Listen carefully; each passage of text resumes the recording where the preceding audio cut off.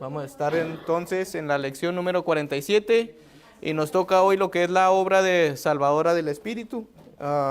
Pues ya básicamente estamos terminando lo que es este libro que tuvimos durante el año sobre los atributos de Dios y pues básicamente hemos estado viendo la obra salvadora entre la Trinidad, entre el Padre, el Hijo y el Espíritu Santo. Pues hoy toca lo que es esta última lección.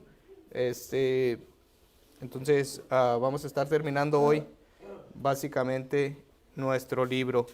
Y en la introducción pues básicamente tenemos ahí que en nuestra breve consideración de Dios como Salvador, no debemos pasar por alto incluir el papel que desempeña la persona del Espíritu Santo. Nunca debemos olvidar que nuestra salvación es una obra trinitaria que involucra no solo al Padre y al Hijo, sino también al Espíritu Santo. En esta lección aprenderemos que el Espíritu Santo es tan esencial para nuestra salvación como el Padre y el Hijo. Entonces, pues vamos a estar hoy viendo lo que es la obra salvadora en este aspecto del Espíritu Santo. Y ahí en nuestro primer punto, pues tenemos que la obra del Espíritu en la propiciación de Cristo. Entonces, este primer punto que tenemos ahí nos dice que el Espíritu concibió al Hijo. Toda la obra de propiciación depende de la deidad y la perfección sin pecado de Jesús. Dos factores que hacen que el nacimiento virginal sea absolutamente necesario. Y vamos a ver, vamos a estar viendo Lucas capítulo 1, versículo del 34 al 35. Entonces Lucas capítulo 1, versículo 34 y 35 nos dicen: entonces María dijo al ángel, ¿cómo será esto? Pues no conozco varón. Respondió el ángel y le dijo, el Espíritu Santo vendrá sobre ti y el poder del Altísimo te cubrirá con sombra, por lo cual también el santo ser que nacerá será llamado Hijo de Dios.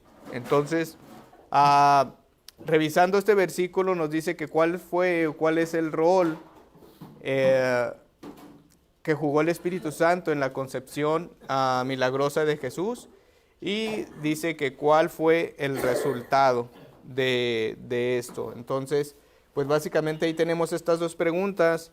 ¿Y qué nos dice la misma Escritura? Pues básicamente nos dice esto de aquí, que cubrirá a María con el poder del Altísimo. Básicamente, por el poder del Espíritu Santo, pues María quedó concebido a Jesús. Entonces, básicamente fue una obra del Espíritu en este de aquí. Y vemos también que dice que por el poder del Espíritu Santo y el poder de Dios Padre se preparó un cuerpo para el Hijo de Dios que sería traído al mundo por María. Entonces, básicamente fue concebido a través del poder creativo del Espíritu Santo. Entonces, esa fue la concepción virginal de María. Cosa contraria que algunas otras sectas, si podremos decirle así, pues tienen que María fue siempre virgen, que fue sin pecado, poniéndola a la par de Jesús, por así decir.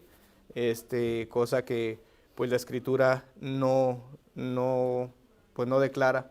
La única persona que caminó correctamente y sin pecado pues fue Jesucristo. De ahí en más, todos los demás pues fuimos concebidos en pecado, hemos tenido una vida pecaminosa, y hasta que no seamos glorificados pues no vamos a despojarnos de este pecado que mora en nosotros. Entonces, avanzando al punto número 2, tenemos que también la obra del Espíritu Santo en la propiciación de Cristo, y vemos ahí el punto número 2 que nos dice que el Espíritu fortaleció al Hijo. Aunque Jesús era Dios, anduvo en esta tierra como un hombre real, sometiéndose a la voluntad de su Padre y siendo totalmente dependiente del poder del Espíritu. Entonces vamos a ver Lucas capítulo 4, versículo del 1 al 14. Más bien del 1 y el 14, no del 1 al 14. Vamos a estar viendo estos dos versículos nada más. Entonces el versículo 1 de Lucas 4 nos dice: Jesús, lleno del Espíritu Santo, volvió del Jordán y fue llevado por el Espíritu al desierto. Y el 14 nos dice: y Jesús volvió en poder del Espíritu a Galilea, y se difundió su fama por toda la tierra. Entonces, tenemos estos dos versículos donde fue, pues, las tentaciones de Jesús, básicamente. O sea, aquí fue donde fue tentado por Satanás, y todo el contexto, pues, ustedes lo pueden ver en el capítulo 4 de Lucas. Entonces dice estos versículos que nos enseñan los siguientes textos acerca de esta verdad. Y pues básicamente tenemos estos dos textos, uno donde nos dice que Jesús, lleno del Espíritu Santo, volvió a Jordán, y el otro nos dice que Jesús volvió en el poder del Espíritu a Galilea. Entonces, básicamente las tentaciones sucedieron cuando Jesús estaba lleno del Espíritu, aún siendo llevado por él en ese momento de prueba, como también de preparación espiritual. Entonces, vemos ahí esta función del Espíritu Santo. Y ya hemos visto que Jesús fue concebido por el Espíritu, y eso lo vimos en el capítulo, o en el versículo, o en el punto número 1, pero también lleno del Espíritu en su bautismo, y eso no sé si lo vamos a ver en otro punto, o si la lección no lo toca, pero también hace referencia a eso, y dice que también fue fortalecido por el Espíritu al enfrentar a Satanás en su tiempo de prueba, y el poder del Espíritu continuó galvanizándolo cuando regresó a casa. A medida de que avanzamos hacia su ministerio público, hay un movimiento del Espíritu. Entonces vemos básicamente que desde la concepción de Cristo hasta este punto que estamos viendo aquí, el Espíritu Santo estuvo obrando en la vida de Jesús, tanto en su nacimiento, en su concepción, como en estas pruebas y en estas tentaciones. Entonces nos dejan ver que en esta prueba que Jesús tuvo, pues básicamente el Espíritu Santo estuvo con él, como dice aquí, fortaleciéndolo y lleno del Espíritu. Eso nos hace una clara alusión de que nosotros como creyentes, si queremos resistir estas tentaciones, si nosotros queremos salir airosos en estas tentaciones, pues básicamente necesitamos depender del Espíritu Santo. Porque es muy complicado, y me atrevería a decir casi imposible, de que nosotros podamos salir airados cuando lleguen las tentaciones en nosotros, si no estamos dependiendo del Espíritu Santo, si no estamos llenos, como dice aquí, Cristo nos dice que iba lleno del Espíritu Santo cuando fue llevado por el Espíritu al desierto. El Señor iba completamente, si lo podemos así decir, cargado del Espíritu Santo cuando tuvo estas tentaciones, cuando dice que fue ahí al desierto y tuvo este ayuno. Pues vemos que las tentaciones de Satanás, en lo primero que pues fue en esa cuestión carnal. O sea, imagínense pasar una temporada sin comer, sin beber agua, y lo primero que te pongan ahí, o sea, dile a estas piedras que se conviertan en pan. O sea, tú tienes el poder. ¿Y qué le dijo el Señor? No solo de pan vivirá el hombre. Entonces, tenemos ahí este claro ejemplo de que el Señor en su humanidad dependió del Espíritu Santo, y eso nos hace ver a nosotros que de la misma forma, si Dios mismo dependió del Espíritu Santo para caminar aquí en la tierra, para soportar esas tentaciones, ¿cuánto más nosotros necesitamos al Espíritu Santo para conducirnos en el diario vivir de nuestra vida? Entonces, eso es para que lo piensen, lo mediten un poco. en esa forma. Pero no solo eso, también tenemos ahí en punto B que nos dice que vamos a estar viendo Hechos capítulo 10, versículo 38. Hechos 10, versículo 38. Entonces nos dice, como Dios ungió con el Espíritu Santo y con poder a Jesús de Nazaret, y como este anduvo haciendo bienes y sanando a todos los oprimidos por el diablo, porque Dios estaba con él. Entonces dice que Dios ungió con el Espíritu Santo y poder a Jesús. Salud, salud. Entonces, ¿qué nos dice estos versículos? Dios equipó a Jesús para la tarea especial de predicar y sanar. Ese fue el ministerio de nuestro Señor, traer la palabra y traer sanación a todas aquellas personas que estaban oprimidos. Entonces, vemos aquí también el término poder apunta a la obra que Jesús pudo llevar a cabo a través de la presencia del Espíritu. Jesús no se opuso a Satanás, echó fuera demonios, sanó a los paralíticos y a los enfermos, limpió a los leprosos, resucitó a los muertos y básicamente pues también proclamó el Evangelio. Entonces, pues básicamente tenemos estas funciones que nuestro Señor Jesucristo pues realizó cuando estuvo aquí en la tierra.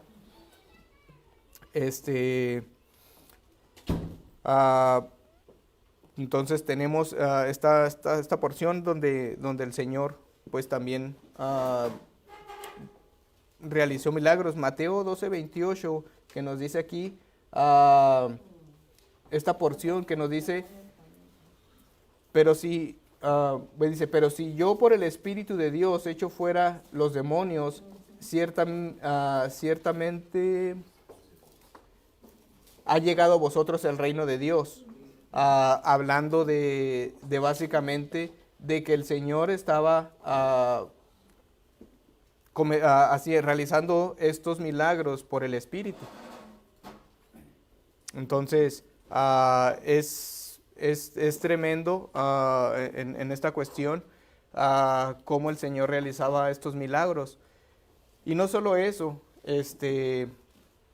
pues que básicamente el Señor estaba lleno del Espíritu cuando realizaba todo esto. Entonces vemos que esa era la función del Señor, predicar y sanar. Y recordemos que esta cuestión de sanar no solamente fue lo preeminente del Señor. Recordemos que en el Antiguo Testamento y en el Nuevo, bueno, básicamente en el Nuevo, no, en los dos, perdone. Básicamente en los dos, los milagros servían no solamente para hacer el milagro, sino que tenían una función de ratificar o de afirmar que la persona que estaba hablando en el nombre de Dios, pues básicamente el Señor estaba con él. Porque esos milagros daban a entender de que la persona, como les digo, o sea, estaba básicamente sometida al Señor. Y por eso el Señor hizo tantos milagros, porque básicamente cuando el Señor hacía milagros, pues no decían, pues tiene que estar con el Señor. O sea, estos milagros que hace son obra del Señor. Y eso ratificaba que el Señor, pues básicamente hablaba no solamente en el nombre del Señor, sino que pues eso autentificaba lo que Él decía. Entonces, por eso el Señor realizó tantos milagros. Y no solamente por eso, sino que la Escritura nos deja otras cuestiones que ya más adelante veremos. Entonces esa es la función primordial de la predicación y de sanar, porque esas mismas sanaciones autentificaban lo que el Señor estaba predicando. Y no solamente eso, tenemos ahí también nuestro punto número 3, que viene ahí, y nos dice que el Espíritu estuvo involucrado en el ofrecimiento del Hijo como sacrificio. Bueno, no, sí, a lo mejor más adelante tocamos ese tema. El Espíritu estuvo involucrado en el ofrecimiento del Hijo como sacrificio. Entonces vamos a estar en Hebreos 9:14. Y Hebreos 9:14 nos dice, cuánto más la sangre de Cristo, el cual mediante el Espíritu Eterno se ofreció a sí mismo sin mancha a Dios, limpiará vuestras conciencias de obras muertas para que sirváis al Dios vivo. Entonces nos habla ahí de cuánto más la sangre de Cristo, el cual mediante el Espíritu Eterno se ofreció a sí mismo sin mancha a Dios, limpiará vuestras conciencias. Entonces, básicamente, ¿qué nos quiere dar a entender este texto? Pues que básicamente el Señor fue a la cruz fortalecido en el Espíritu. Ahí no tengo apuntado nada porque tuve ahí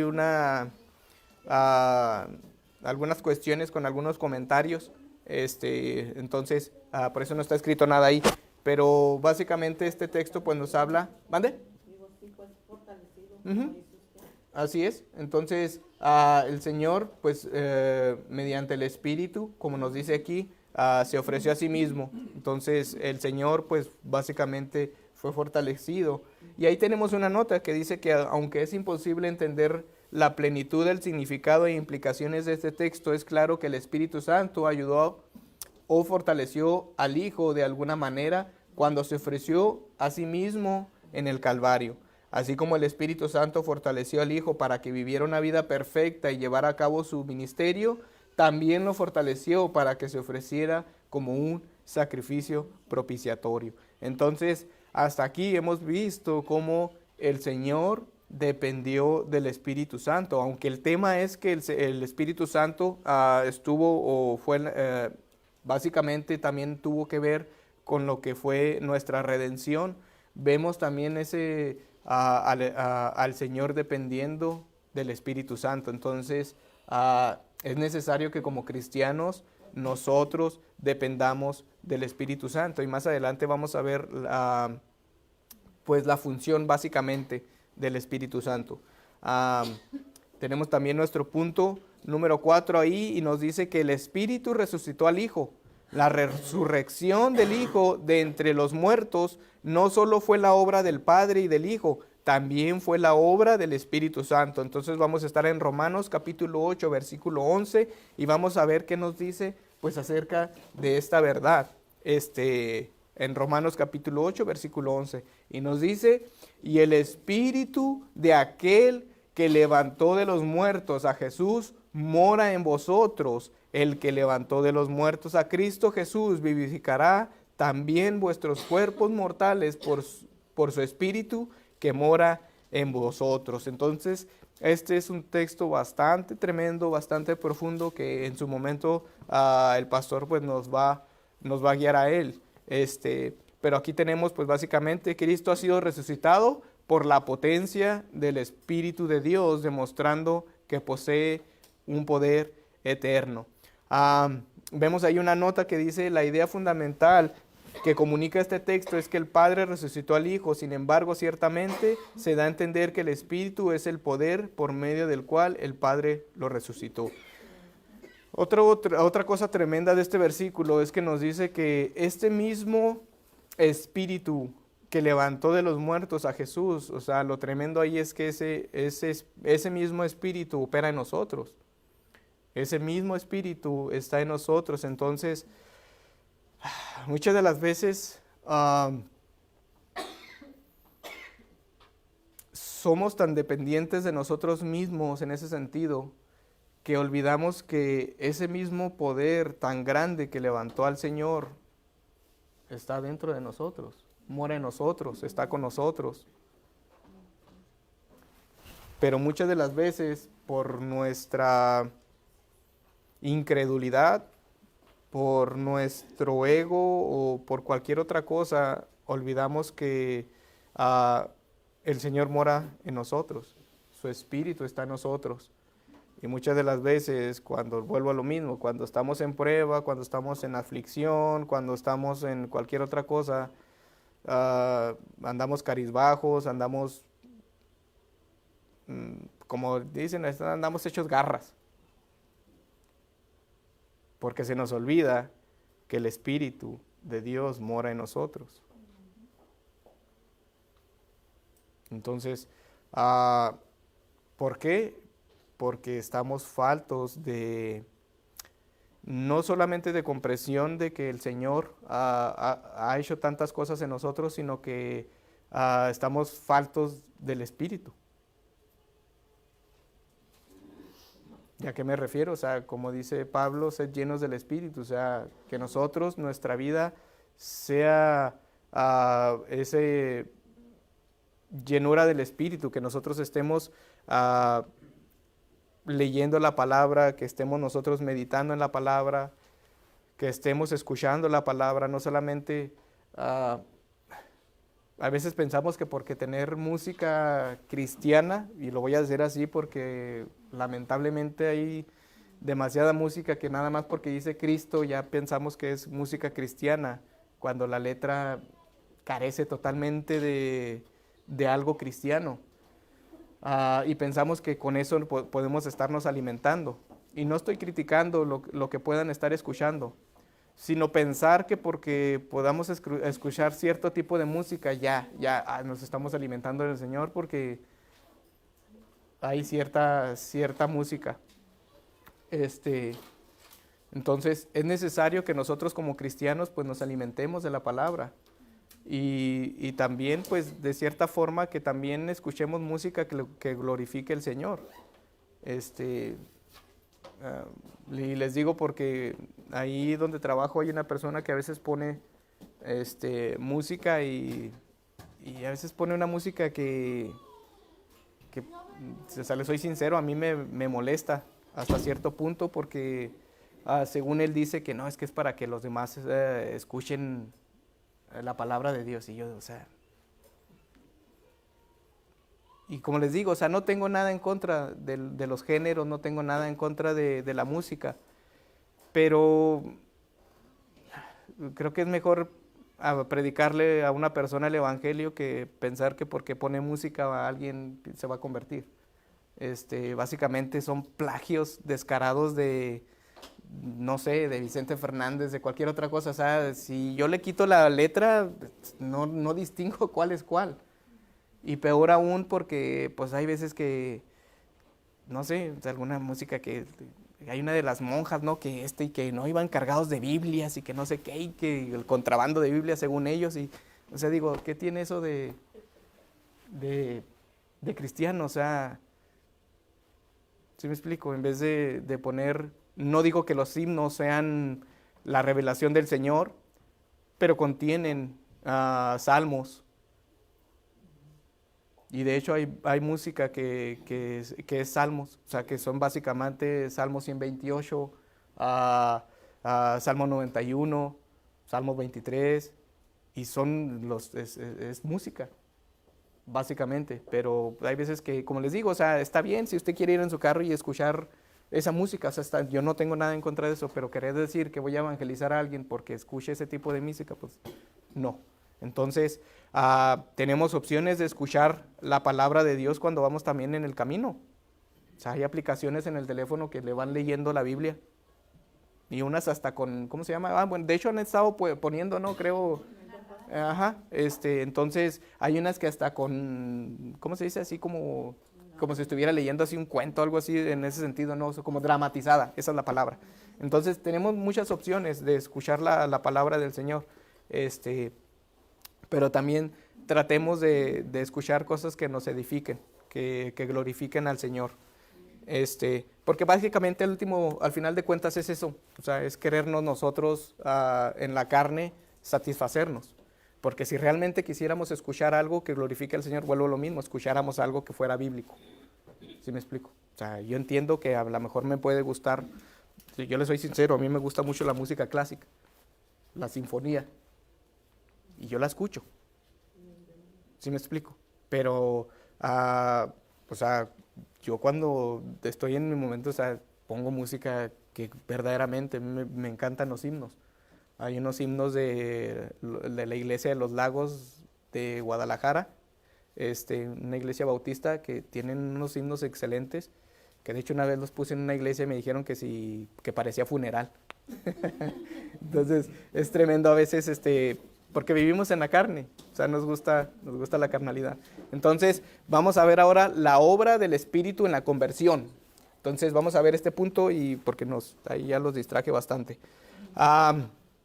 Las Escrituras enseñan que el hombre es radicalmente depravado. Y aquí me gustaba como lo decía C.S. Sproul en este sentido. A veces esta palabra radicalmente depravado es tremenda en este sentido. Y completamente dependiente de la obra del Espíritu Santo. Como veremos a continuación, para que el hombre sea salvo, el Espíritu debe regenerar, convencer, o sea, de pecado, y revelar, habitar interiormente y sellar. Entonces vamos a estar viendo esta obra del Espíritu ahora en la conversión. Ya vimos que el Espíritu estuvo con Cristo y que Él dependía del Espíritu Santo, y ahora vamos a ver esta obra del Espíritu, pero basada ahora en nuestras personas. Dice que el Espíritu regenera al pecador. La palabra regenerar viene del verbo latino regenerare, y ahí viene esa cuestión, ese juego de palabras. Dice que la Biblia enseña que el hombre está muerto espiritualmente, y eso lo vemos en Efesios 2, del 1 al 3. También lo tenemos en Génesis capítulo 3, 27, cuando Adán y Eva cayeron. Dice que el Señor, pues básicamente, que ellos espiritualmente murieron. Por tanto, no responde al llamado de salvación de Dios, porque el hombre, para que el hombre responda, el Espíritu primero debe impartirle vida espiritual, que nos enseñan los siguientes textos acerca de esta verdad. Y vamos a Juan 3, del 3 al 6. Y por alguna cuestión no la puse aquí, así que alguien que me lo quiera leer. Respondió Jesús y le dijo: de cierto os digo,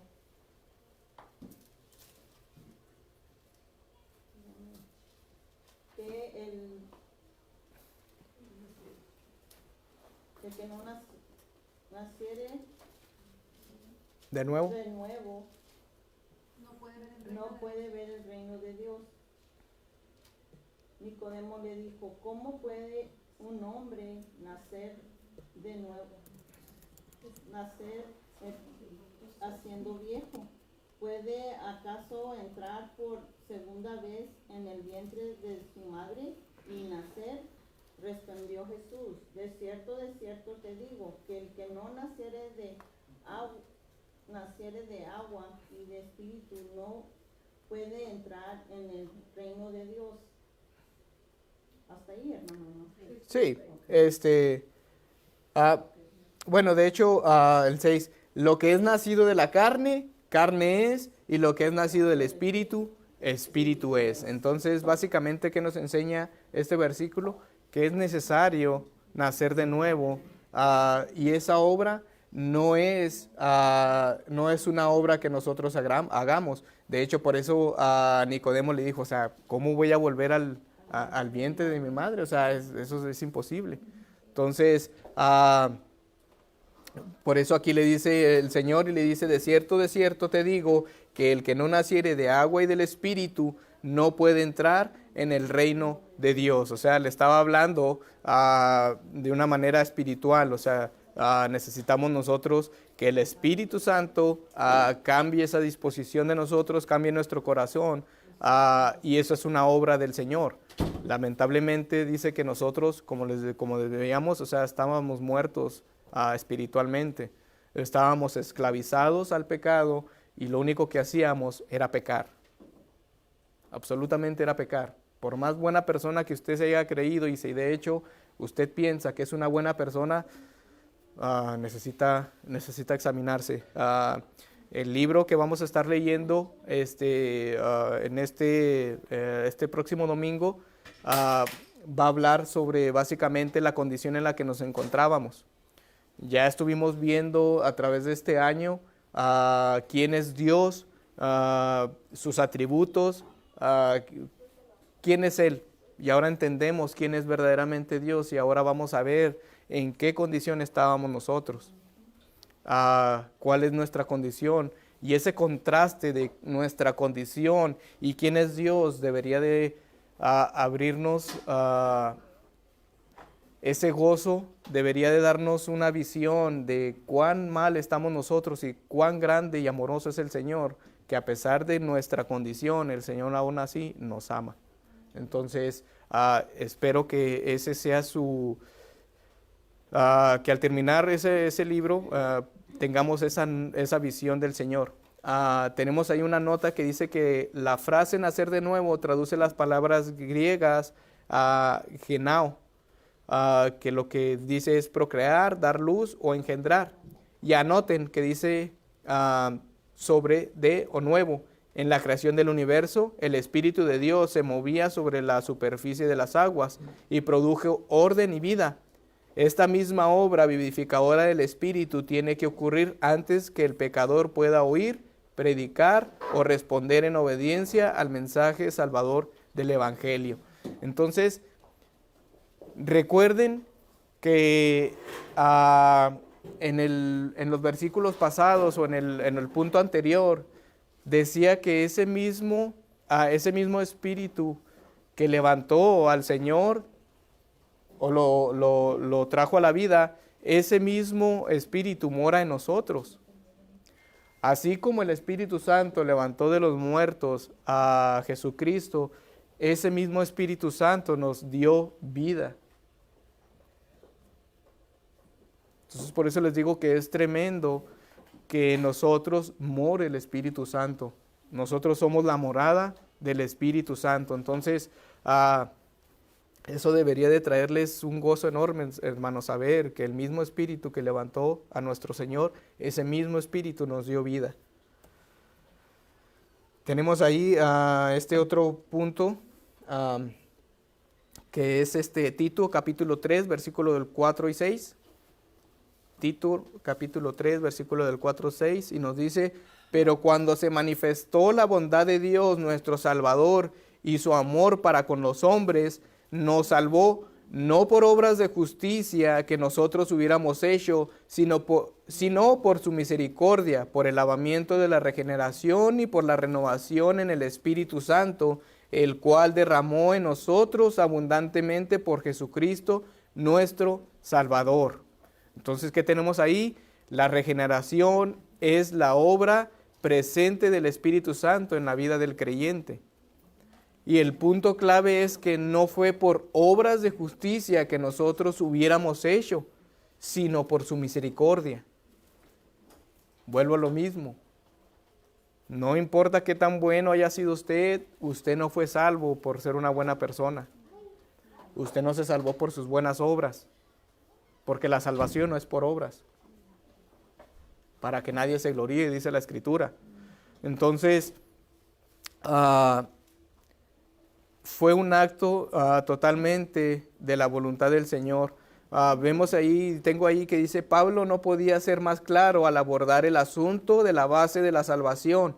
La gente no puede salvarse a sí misma. La salvación depende única y completamente de la gracia de Dios manifestada en su misericordia, revelada y alcanzada por su Hijo Jesucristo y aplicada a la humanidad. ¿Por quién? Por el Espíritu Santo. El Espíritu Santo es quien aplica esta regeneración. El hecho bíblico de que la gente no pueda ganar la salvación golpeándose el corazón por su mismo orgullo. Por lo tanto, vemos que esta oportunidad de exaltarse uno mismo queda totalmente derribada. ¿Por qué? Porque es una obra del Espíritu Santo. Nosotros no tenemos nada que ver en la salvación. En primer lugar, la palabra regeneración, literalmente en griego, significa nuevo nacimiento o nuevo engendramiento, que era lo que el Señor le dijo a Nicodemo: es necesario que nazcas de nuevo.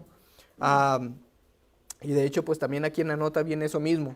La importancia del Espíritu Santo en la conversión del creyente no puede ser sobreenfatizada. Su obra inicial en nuestro corazón y mente es la fuente o el origen de nuestra respuesta salvadora de arrepentimiento y fe. Nosotros no pudimos ir a Cristo básicamente porque, como les digo, nosotros estábamos esclavizados en el pecado. Teníamos una venda que no nos dejaba ver a Cristo. Y como les digo, o sea, básicamente nosotros nos deleitábamos en nuestro pecado, nos gozábamos en él. Así como el puerco se goza en estarse ahí revolcando en el lodo, así básicamente nosotros nos gozábamos en el pecado. Y si usted se sigue gozando en el pecado, le tengo malas noticias, porque el Señor no ha obrado en usted. Si su pecado le deleita, si su pecado le complace, el Señor no ha obrado en ustedes. Y no estoy diciendo que llevamos una vida de santurrones, que es lo que deberíamos de nosotros vivir. Lamentablemente caemos. Es de humanos. Y no es que sea excusa de que es que somos humanos, o sea, ahí de vez en cuando, no. Nuestro pecado debería de traernos a constricción. El espíritu que mora en nosotros debería, esa vocecita que a veces pensamos, que a veces que ignoramos, si es que la escuchamos, que deberíamos, es esa vocecita es del Espíritu Santo que nos dice, oye, no está bien lo que estás haciendo, no es de Dios. Y esa misma tristeza que produce estar ahí en ese pecado es ese nuevo nacimiento que nos hace ver que no agrada lo que estamos haciendo al Señor. Entonces, como les digo, si ustedes se gozan en su pecado, entonces pídanle al Señor que el Espíritu Santo les haga nacer de nuevo, que el Señor more en ustedes y que el Señor pueda quitar ese pecado que les hace básicamente deleitarse en Él. Que el Señor nos traiga constricción. Anteriormente había escuchado a una persona que él oraba, no sé si por el esposo o por el hijo, no recuerdo. Era una persona que estaba totalmente, fue demasiado alegórica su predicación, pero dentro de lo que estaba ahí, al menos la oración que él hacía por esa persona, me llamó la atención y él decía que el Señor mandara su espíritu para que ahí donde anduviera aquella persona perdida no lo dejara gozarse, o sea, que no le produjera felicidad, por así decir. Entonces, esa es básicamente la función del Espíritu Santo, o sea, traer constricción, arrepentimiento. Tenemos ahí se me dice que aquí yo no he avanzado nada, miren, disculpen. El punto número 2, dice que el Espíritu convence de pecado al pecador. Entonces, ahí eso es la constricción. Antes de que el pecador pudiera reconocer su necesidad de salvación, debe reconocer la gravedad de su pecado y el juicio que éste tiene como resultado. Esto es imposible aparte de la obra del Espíritu Santo, según Juan 16, del 7 al 11. Entonces vamos a ver Juan 16, del 7 al 11, y dice: pero yo os digo la verdad, os conviene que yo me vaya, porque si no me fuera, el Consolador no vendrá a vosotros, mas si me fuere, os lo enviaré. Y cuando Él venga, convencerá al mundo de pecado, de justicia y de juicio. De pecado, por cuanto no creen en mí; de justicia, por cuanto voy al Padre, y no me veréis más; y juicio, por cuanto el príncipe de este mundo ha sido ya juzgado. Entonces, básicamente aquí tenemos pues este versículo, y que nos dice cuál es la función fundamental del Espíritu en el mundo: convencer de pecado, convencer al mundo de pecado. Esa es la función del Espíritu aquí en la tierra, convencer de pecado. Entonces dice que también significa probar que una persona está equivocada. Bueno, básicamente este convencer que nos dice aquí, dice que significa probar que una persona se equivoca o que es culpable ante un tribunal de justicia.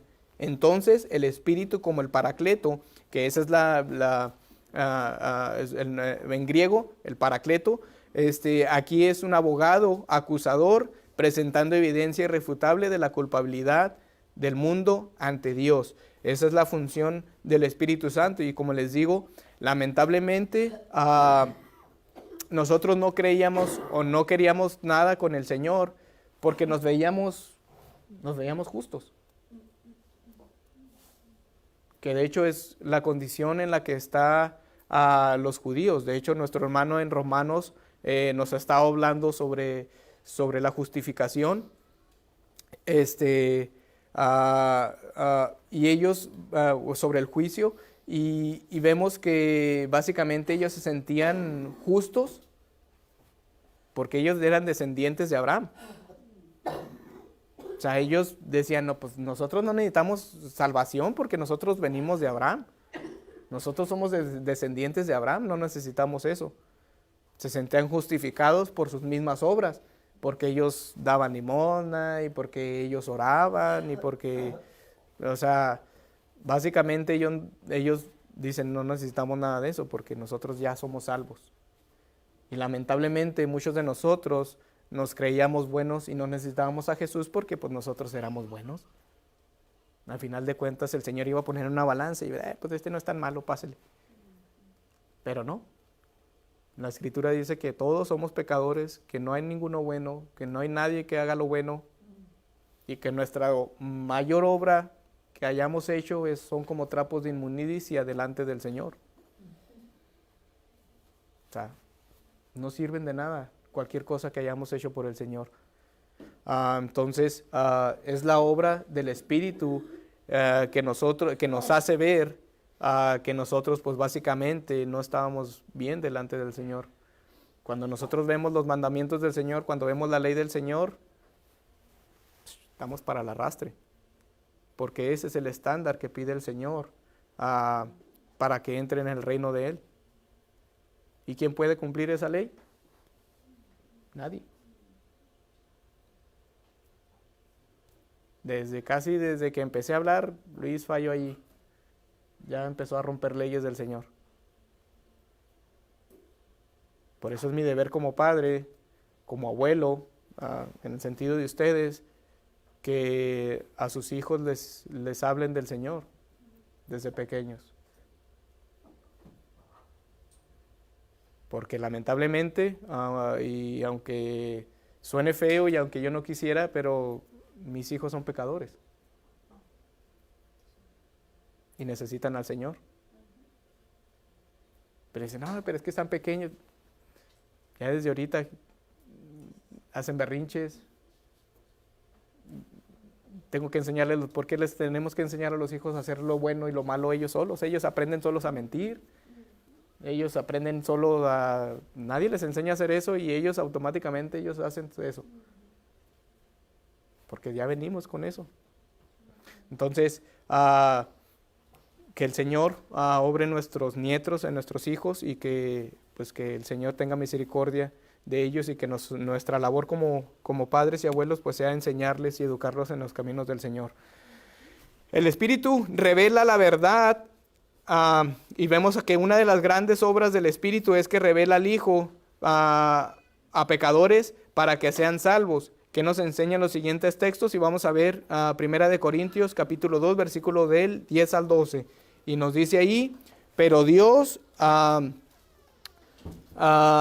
nos las reveló a nosotros por el Espíritu, porque el Espíritu todo lo escudriña, aún lo profundo de Dios, porque ¿quién de los hombres sabe las cosas del hombre, sino el Espíritu del hombre que está en él? Así tampoco nadie conoció las cosas de Dios, sino el Espíritu de Dios. Y nosotros no hemos recibido el espíritu del mundo, sino el Espíritu que proviene de Dios, para que seamos lo que Dios nos ha concedido. Entonces, básicamente nos dice que el Espíritu Santo es el agente de transmisión y comunicación de la Trinidad. El Espíritu Santo es el agente que revela la verdad de Dios a los hombres. Sin embargo, es muy importante reconocer que el Espíritu revela la verdad al creyente y al incrédulo a través de las enseñanzas de las Escrituras, fundamentalmente. Y eso estaba ahí en las notas. Entonces, básicamente, el Espíritu nos ayuda y nos revela quién es Dios y nos ayuda a entender pues las Escrituras. No sé cuántos de ustedes les pasó que antes pues a lo mejor tenían una Biblia y a lo mejor leían 2, 3 cosillas y no le entendían y ahí la dejaban. Entonces, una vez que tuvimos al Espíritu Santo, el Espíritu Santo nos ayuda a poder entender lo que dice la palabra del Señor. Él nos ilumina, básicamente, y nos ayuda a entenderla.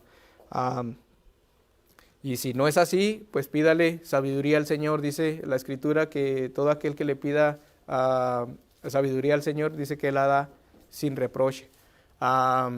Tenemos también ahí Juan 16, del 13 al 14, que nos dice, pero cuando venga el Espíritu de verdad, Él los guiará a toda verdad, porque no hablará a su propia cuenta, sino que hablará todo lo que oyere y os hará saber las cosas que habrán de venir. Él me glorificará porque tomará de lo mío y os lo hará saber. Entonces, básicamente vemos ahí que cuál es esta tarea del Espíritu. ¿Cuál es el tema principal de la revelación salvadora del Espíritu a los hombres? Y el Espíritu traerá la atención sobre sí mismo o sobre otro. Entonces, la primera pregunta, pues vemos que la función del Espíritu es mostrar a Cristo glorioso. Y la segunda, pues vemos que Él nunca es la fuente de atención.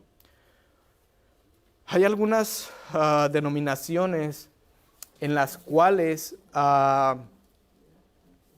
si ustedes prestan atención, se le hace tanto énfasis en el Espíritu. Aquí se siente el Espíritu del Señor y que ahora vamos a andar en el Espíritu y el Espíritu y aquí, Espíritu allá y Espíritu y Cristo. ¿Dónde quedó Cristo? Si hasta ahorita lo que hemos visto, la función del Espíritu Santo es presentarnos al Señor como alguien glorioso, como alguien hermoso. El Espíritu Santo nos cambia esa disposición y ahora vemos a Cristo como Él es. ¿Por medio de quién? Del Espíritu Santo. Y como dice aquí, ¿quién es el que básicamente en estos textos, Él presenta a Cristo glorioso? O sea, el Espíritu Santo nunca trae la atención de Él mismo. Y yo a veces digo, ¿por qué tanto énfasis en el Espíritu? Y no es que esté diciendo que el Espíritu no cuenta, no. Pero si estuviera verdaderamente el Espíritu en esas congregaciones, Cristo fuera exaltado de una manera sublime. Porque es la función del Espíritu Santo, mostrarnos a Cristo, llevarnos a Cristo. Esa es la función del Espíritu Santo. Él nos revela al Padre. Pero lamentablemente queremos estar llenos de esa emoción, de ese sentimiento. Es como los jóvenes cuando van a ciertos lugares, a esos campamentos, a esos congresos, anda la adrenalina y anda toda la emoción a todo lo que da. Y ya nada más salen de ahí y a los 2-3 días ya andan como si nada otra vez. Porque les encanta la emoción. Pero las emociones son lo más traicionero en lo cual podemos nosotros confiar. Porque nos traen como las olas.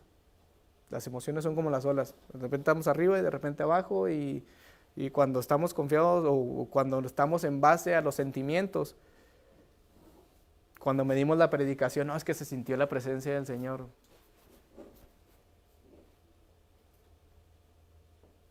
O no se sintió, pues es que hay algo mal.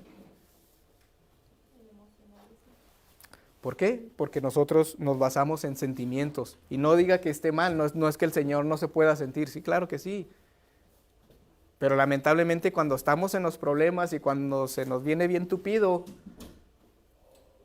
lamentablemente le ponemos énfasis al problema y todo eso y entonces ahí no siento al Señor. Pero el Señor dice que Él estará todos los días de nuestra vida, Él estará ahí. Lo sienta o no lo sienta, Él lo ha prometido. Y eso es lo que se nos olvida, que a pesar de las circunstancias, el Señor está ahí, a un lado mío, fortaleciéndome, guiándome, ayudándome. Pero a veces se nos olvida, se nos escapa porque nos basamos en sentimientos. Somos muy carnales. O cosas materiales, hermano, que sí, no tienen nada de importancia, aunque para nosotros sí podamos decir que sí son, pero no son realmente. Así es. Entonces, el Espíritu Santo es fundamental para nosotros los cristianos. ¿Por qué? porque el Espíritu Santo nos constriñe de pecado, el Espíritu Santo nos guía, el Espíritu Santo nos fortalece, el Espíritu Santo nos hace que veamos a Cristo glorioso, nos hace que nosotros queramos más de Cristo, y esa es la función del Espíritu Santo. O sea, el Espíritu Santo es algo fundamental para el cristiano y en lo cual, como nos dice la Escritura, necesitamos ser llenos del Espíritu Santo. Que Él nos gobierne, que Él controle nuestra vida, porque cuando nosotros, como Adán y Eva, pensamos que nosotros podemos nosotros solos, queremos ser dependientes, es cuando ahí se nos va todo. Y andamos igual, como les digo, andamos para arriba y para abajo, para arriba y para abajo. Entonces, que el Espíritu Santo gobierne nuestra vida, que el Espíritu Santo sea nuestro anhelo en el sentido de que seamos llenos del Espíritu Santo para poder agradar al Señor y que nosotros, a través del Espíritu Santo, llevemos una vida que glorifique a Cristo, que nos haga cada vez más como Cristo. Que ese sea nuestro anhelo. Señor, quiero ser como Cristo. Ayúdame. Y el Espíritu Santo nos va a ayudar, porque mora en nosotros, Él está con nosotros, Él está en nosotros más bien. Entonces, eso es lo que tenemos hoy para hoy. Quedaban algunos otros puntos, pero eso es sobre esto. Yo nada más quería que estuviéramos centrados en que el Espíritu Santo es todo para el creyente. O sea, sin Él no podemos hacer nada.